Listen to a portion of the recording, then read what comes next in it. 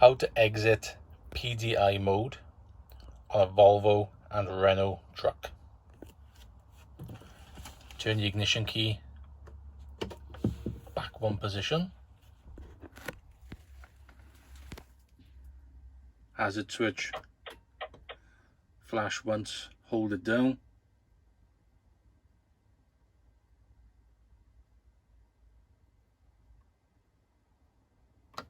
Off.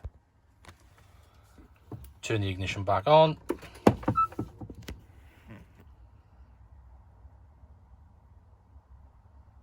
PDI mode has been exited.